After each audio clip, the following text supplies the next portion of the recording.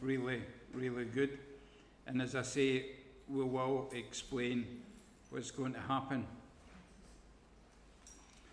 Interestingly enough, I normally start preparing on a Sunday afternoon when I go home for the next Sunday. And that is hymns and that is sermon as well. So I really never know what's going to happen throughout that week. But I think this is more poignant than ever, to be quite honest with you, what we're going to look at today. I've already had a few folk saying something to me in regards to this, and I always do look for confirmation on what I'm speaking about. But this is going to be one large section to get through in 10 minutes. From chapter 10 to chapter 23. If we do that, but a miracle in itself. But actually, during this whole section, which is probably more than half, slightly more than half of the book of Joshua, we see the Israelites having battles after battles after battles after battles after battles and after battles. Constantly. Just one after the other. Bing, bing, bing, bing, bing. Battles. And when I was reading through it, if I be honest, I thought to myself, what on earth can we gather for this? And I've heard a few folks saying, and to a certain degree they're right, that in the Old Testament it's tough going. It's really tough going. Especially when you get a section like this, where it's just fighting after fighting after fighting after fighting. And you often wonder, what on earth is all that about? What on earth is all of that about? I'm not sure how many of us watched or remembers the story of Susan Boyle, the most unlikely looking star you probably had ever seen. And that was even emphasised or highlighted more when in Britain's Got Talent the cameras scanned round the audience at that time. And when she was on stage, you actually saw the audience's reaction, which, if we be honest, wasn't that great. You could imagine them standing there thinking, who on earth is this we've got now? What's going to happen? And then she started to sing. And this beautiful voice came from Susan, to the extent that when she sang, I Dreamed a Dream, everybody was in awe at that particular time. And she could hold her own with a lot of the stars for theatre of our time. You know, everybody, or probably most of us, love an underdog. We love to hear the story of an underdog. We just need to think about that saying, don't we? That it's the David and Goliath story. And how many times have you heard that? Well, in Scripture, we often read of the underdog coming through. And I would suggest this morning that as we go through this story, that actually Israel was the underdog. They were the nation that was struggling.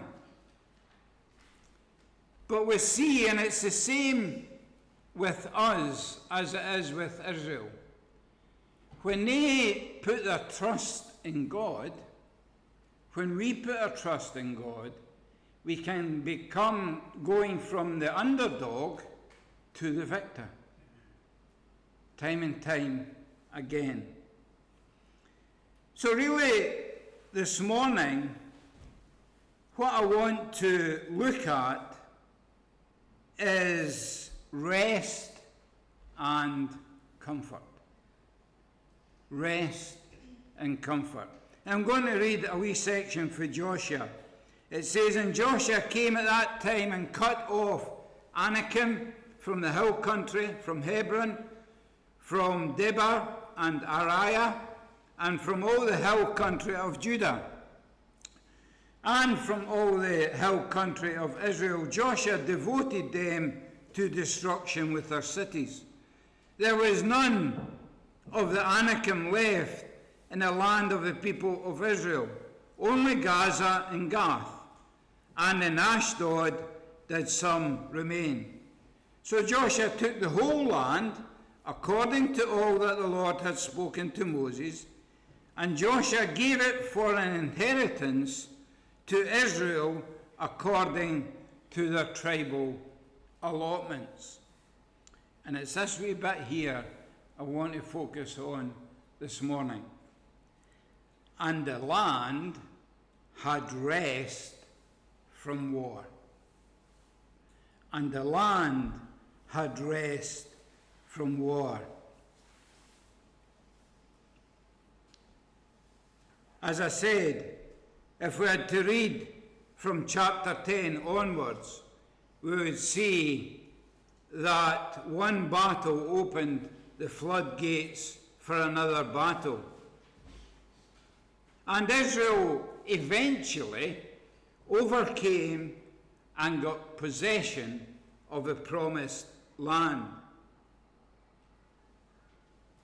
And then we do see that there was this period, however short it might have been, but we do see that there was this period of rest.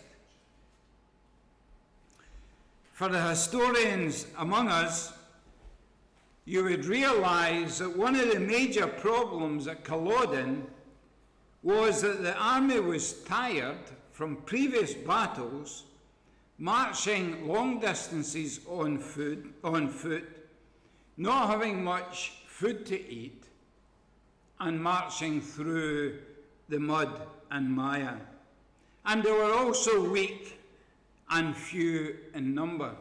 In other words, because of that, they didn't have any rest.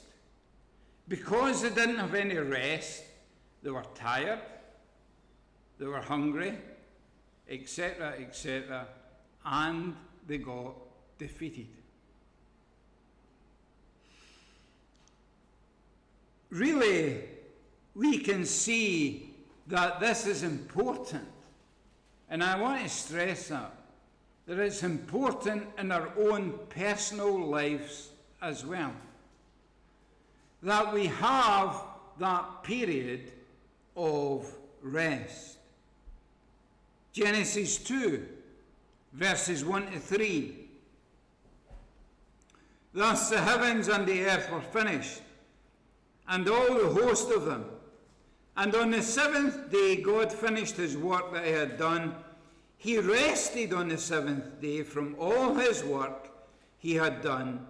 So God blessed the seventh day, made it holy, because on it God rested from all his work that he had done in creation."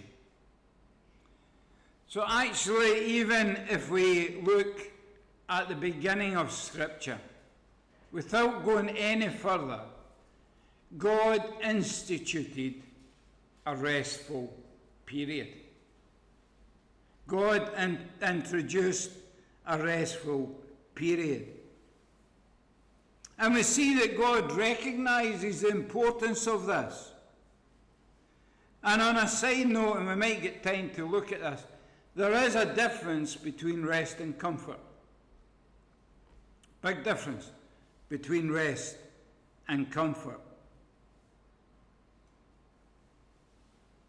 Again, in Matthew 11, what is it the writer of Matthew says? "Come to me, all ye who labor and heavy laden, and I will give you rest.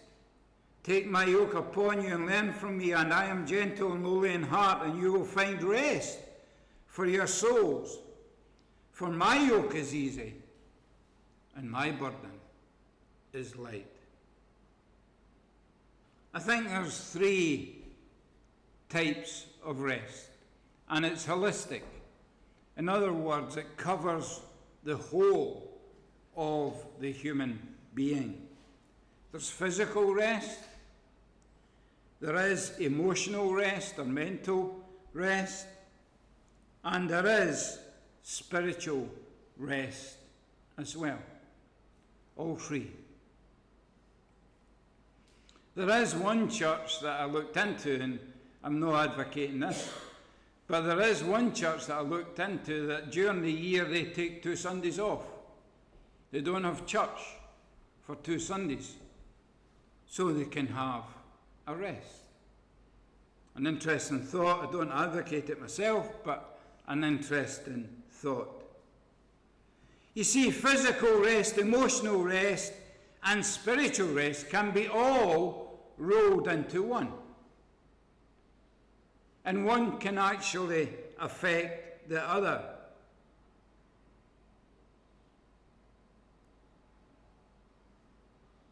The Israelites, after this period, they would have been tired. Battle after battle after battle. They would have been hungry, I'm sure. They would have been spiritually exhausted. And Joshua says, let's just take time out. Let's just have a rest. We're not good at that, are we? Hands up. I don't often do this either. But hands up who feels that they need a rest.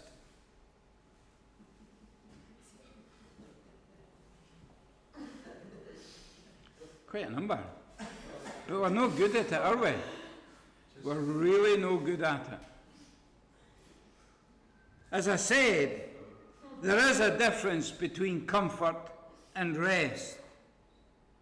Rest is pausing to remember the faithfulness of God, being alert to what God has done for us, and being grateful for the way He's worked in our lives. Comfort, on the other hand, is putting our confidence in what we can do. In what we can do. Let me read that again. Rest is pausing to remember the faithfulness of God, being alert to what God has done for us, and being grateful for the way He's worked in our lives.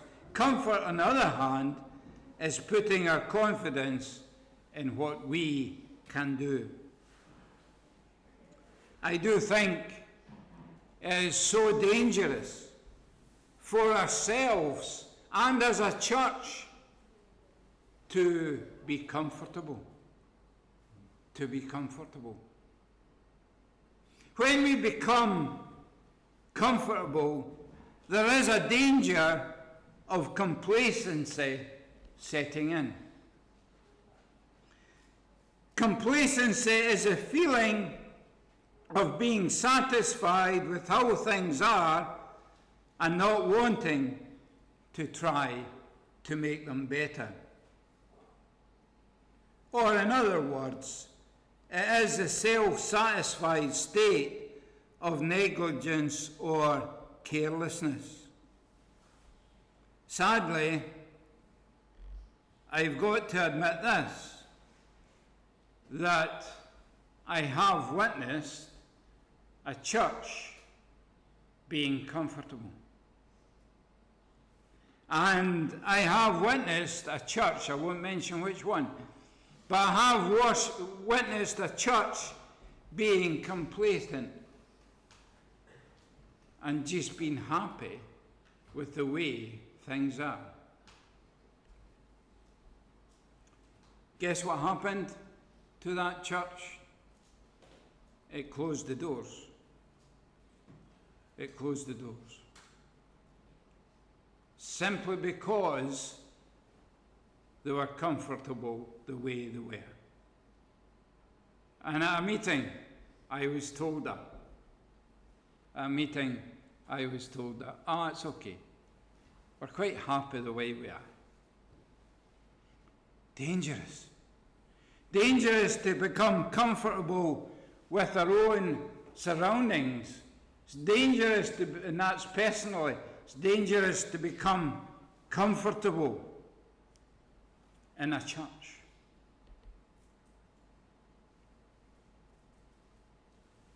I must admit, and I'm not the best at this, I've got to confess, but it's difficult to get the proper balance. It's difficult for getting the balance of rest and get the balance as Israel did to fight the battles, as it were, to progress and progress and progress. I err on the other side. I don't err on the restful side. Unfortunately, I wish I could more, but it's no me. And next week, we're going to look at the AGM and assess basically where the church is at. Should we begin into a restful period? That's quite a thought, isn't it? Or should we be pressing on? Quite a thought. A.W. Tozer, a biblical leader, teacher, states this: complacency is easy, and it is the enemy of spiritual growth. Complacency is easy, and it is the enemy of spiritual growth.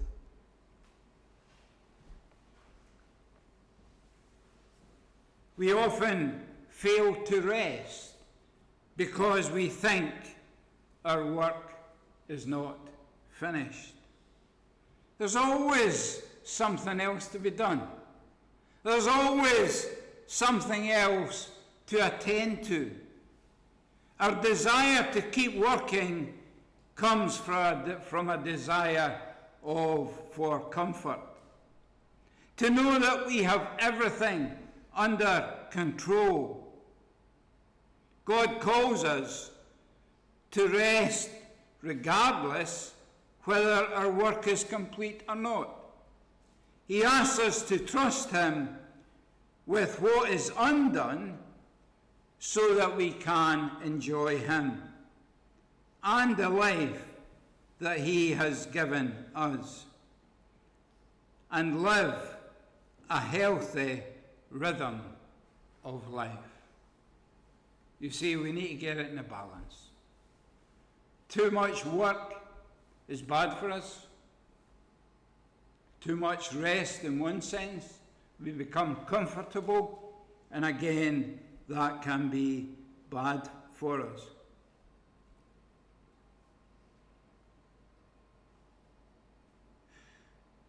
We all have battles to fight.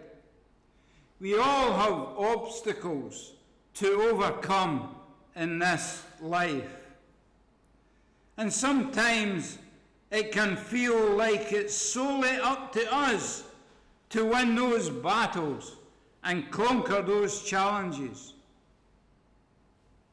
And sometimes we think we're fighting it alone. And we can quickly find ourselves becoming overwhelmed, outmatched, rejected, and so the list goes on. And yet, the good news is, we are not fighting these battles alone. The Israelites weren't fighting the battles alone, because God is in it with us. The Lord is in that battle with us.